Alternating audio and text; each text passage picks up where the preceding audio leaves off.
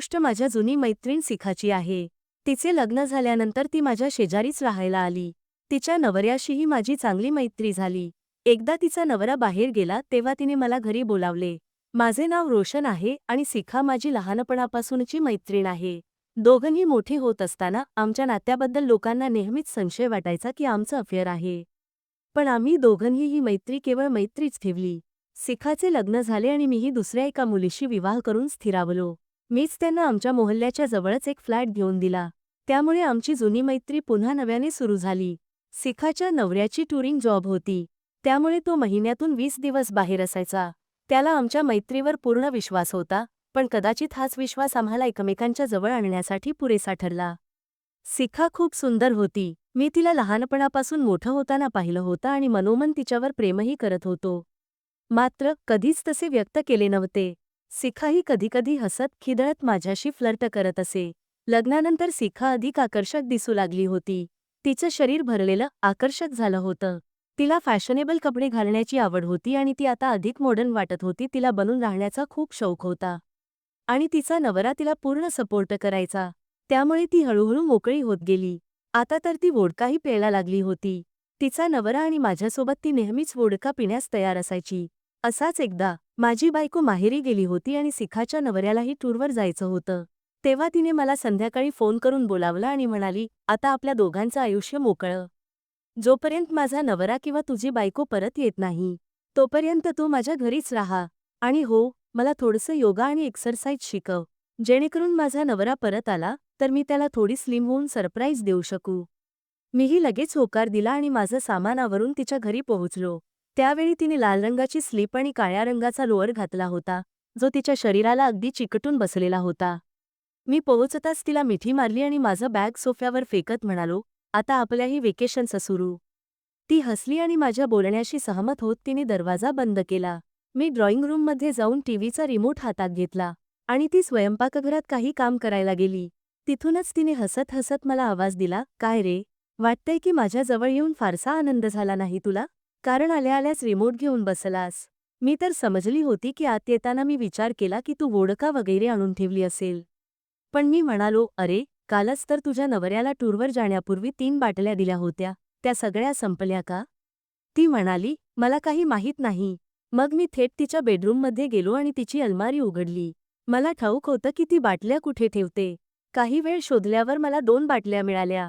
त्या घेऊन मी तसाच स्वयंपाकघरात तिच्या जवळ गेलो आणि म्हणालो, मला वाटलं होतं की तू वोडकाच्या बाटल्या घेऊन माझ्या प्रतीक्षेत बसलेली असशील. पण तू तर स्वयंपाक करण्यात गुंतली आहेस. चल, लवकर ये. शिखा हसली आणि म्हणाली, अरे, तू बस पैक बनव, मी पटकन काहीतरी खाण्याची सोय करून 2 मिनिटात येते. मी विचारलं, कुठे जमवायची महफिल? ती म्हणाली, ड्रॉइंग रूममध्ये तर तू टीव्हीच बघत राहशील. बेडरूममध्येच बसूया, बिछाण्यावरच. मी म्हणालो, ओके, आणि थेट तिच्या खोलीत गेलो. बेडवर बसून 2 ग्लास घेतले आणि पैक बनवले. मग फ्रीजमधून आईस क्यूब्स काढले आणि प्रत्येकी 2 क्यूब्स ग्लासमध्ये टाकले. उरलेली बर्फाची ट्रे खिडकीजवळ ठेवली. इतक्यात ती आली, तोंडावर आलेला घाम टॉवेलने पुसत ती वॉशरूममध्ये शिरली. ती आत गेल्यावर मीही माझे पॅन्ट आणि शर्ट काढून लोअर आणि स्लीवलेस टी शर्ट घातला. नंतर परत बेडवर बसलो. तेव्हाच मला आठवलं की ती जेव्हा ती वॉशरूममध्ये गेली तेव्हा तिने दरवाजा बंद केला होता, पण चीट लावली नव्हती. काही वेळाने ती बाहेर आली आणि मी पाहिलं की तिच्या कपड्यांवर ओलसर डाग पडलेला होता. ते पाहून माझ्या मनात विचार आला, भाई, आज नाही तर कधीच नाही. मी तिचा हात धरला आणि तिला बेडवर ओढत म्हणालो, लवकर ये ग प्राणसखी.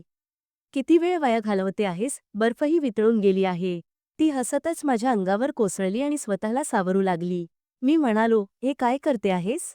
मी फक्त बेडवर बसायला सांगितलं होतं आणि तू तर थेट माझ्यासोबतच पडलीस.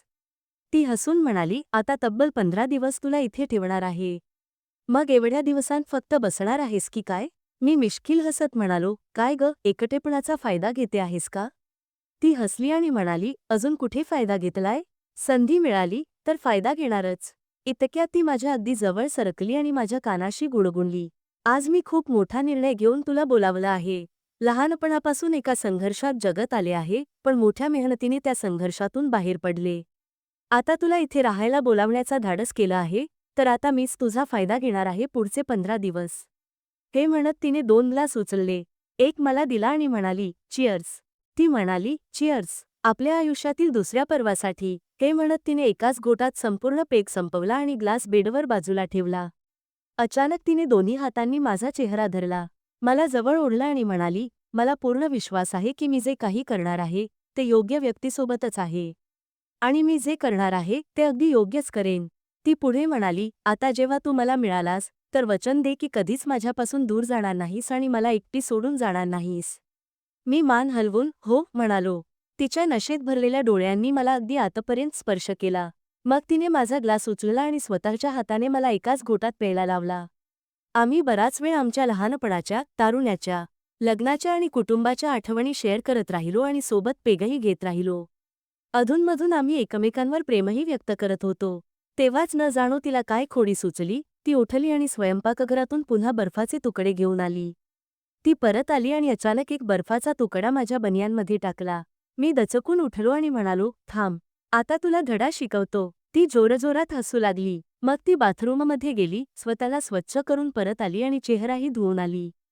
तिथेच तिचा मेकअप ठेवलेला होता, म्हणून तिने पुन्हा आपल्या ओठांवर लालसर लिपस्टिक लावली. मी हसत म्हणालो, हे काय? आता कुठल्या तयारीत आहेस? ती मजेत म्हणाली, अरे, खरी मजा तर अजून बाकी आहे. मी पुन्हा आमच्यासाठी एक पेक तयार केला आणि आम्ही एकमेकांच्या हाताने तो प्यायलो. ती हसत म्हणाली, काय झालं बेबी? काय शोधतोयस? थांब, मीच तुझं काम सोपं करते. हे म्हणत ती उठून उभी राहिली आणि बिछाण्यावर निरळत पडली. तिचा श्वास जड झाला होता. मी उठलो, फ्रीजमधून दही आणला आणि तिच्या अंगावर लावू लागलो. ती चकित होऊन ओरडली, अरे, हे काय करत आहेस?